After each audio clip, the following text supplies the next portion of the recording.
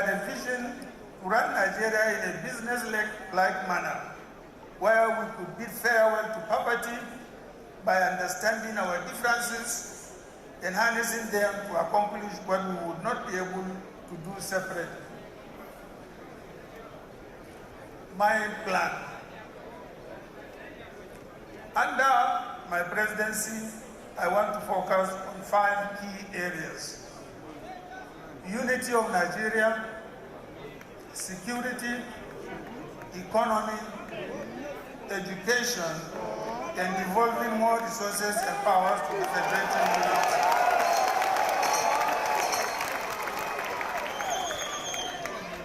Since the Civil War, the unity of Nigeria has never been threatened as it is today. Nigerians are losing hope in the oneness of this country. My fellow Nigerians, I am the Unifier. That is coming to bound the broken union. We will open doors for dialogue to hear grieving voices of all Nigerians. Under my presidency, there will be a new Nigeria where everybody has equal voice and is heard. Throughout my life, I have never looked at Nigerians as divided people. In my eyes, all Nigerians are the same. When I see you, I don't see Yoruba, or Hausa, or Igbo, or Fulani, or a Northerner, or a Southerner. When I see you, I only see a Nigerian, and I expect the best from you as I extend my best to you. All Nigerians are equal and should be seen and be treated equally. There is no unity without justice and fairness. That is why I will deliver leadership of justice and fairness. But why is unity a priority? We must work to strengthen our unity, as my dear friend and brother, Chief Alex Ekweme once said, and I quote, "National integration will not come as a gift. It is the role of government to work very hard and promote it," and I quote. The APC administration has failed in its fundamental responsibility of protecting the lives and properties of Nigerians. The most significant human right is the right to life, which has not been protected under the current APC administration. Our military forces are fighting on the front lines without equipment and morale. That's not fair. If we get into power, we will increase the welfare of all security forces.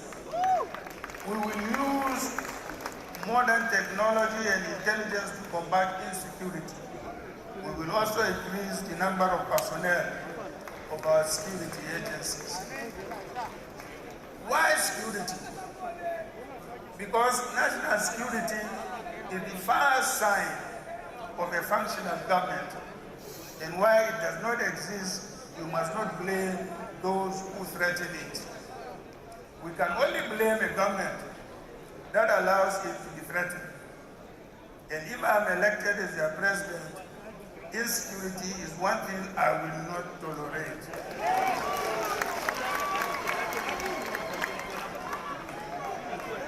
All the macroeconomic indicators are not favorable under this APC administration. APC inherited single-digit inflation. They now increase it to about 16%. When APC came into power, unemployment was around 9%. Now unemployment is more than 33%. The exchange rate was 197 naira to a dollar in 2015. But in the hands of APC, naira suffered the worst devaluation ever. As we speak, The official exchange rate is more than 400 naira to a dollar. That was not the change we wanted. If we get elected, we will create alternative sources of foreign exchange supply to Nigeria and reduce importation to increase the value of the naira. They said we should go back to the farmlands.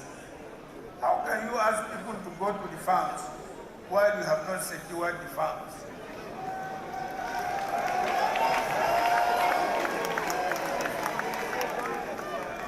People cannot go back to the farm because they are afraid they could be kidnapped or killed.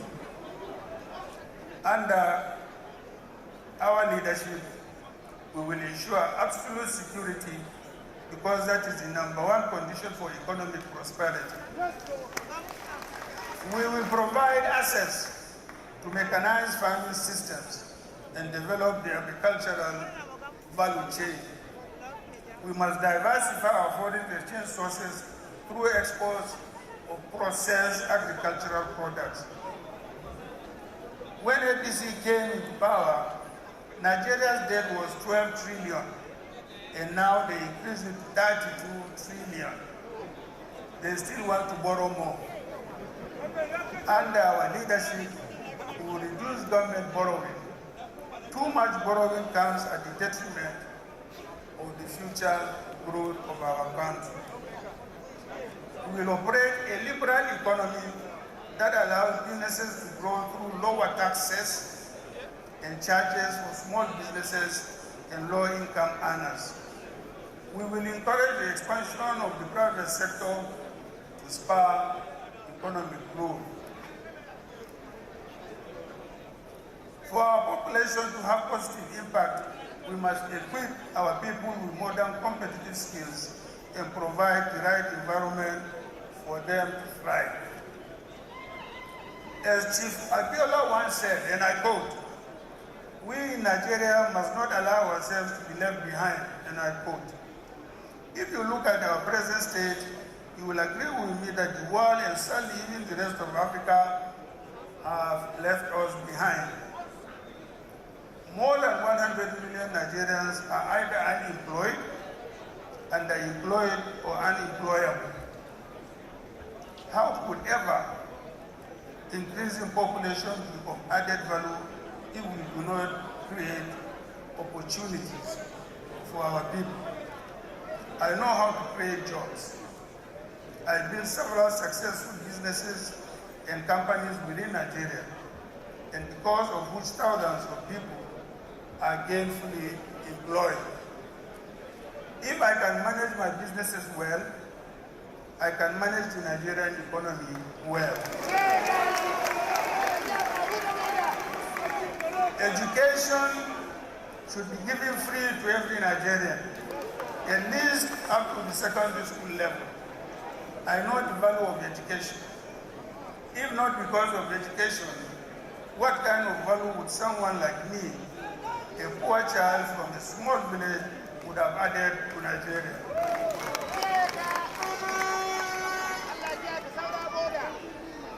That is why I established an educational community in my hometown where I built schools from kindergarten to university all in one place to provide education for the promising younger generation. The success of any educational policy is not measured based on the number of bodies in classrooms or schools alone, but also the quality and relevance of the education.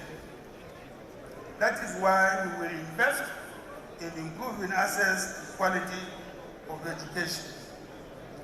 Nelson Mandela once said, and I quote, "No country can really develop unless its citizens are educated," and I quote. Every Nigerian must have access to affordable and decent health care.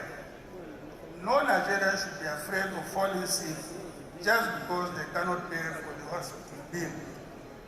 We will strengthen our healthcare programs so that every Nigerian can have access to the required minimum healthcare quality. Nigerians cannot afford to pay high petroleum prices. That is why we must ensure sufficient refining capacities within Nigeria. If we do that, petrol will be cheaper because it is locally produced. In the meantime, we will protect Nigerians from higher petrol prices through a new comprehensive energy policy.